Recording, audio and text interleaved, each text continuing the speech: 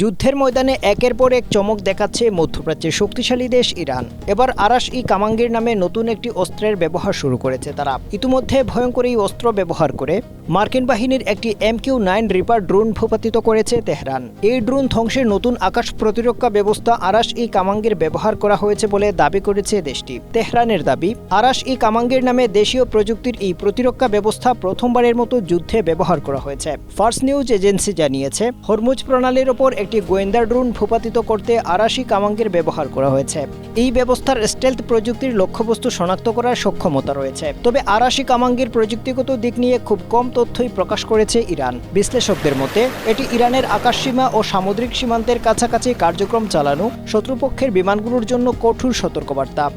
Strawberry super dotted ও classic variant sensation জাগুক শিহরণ।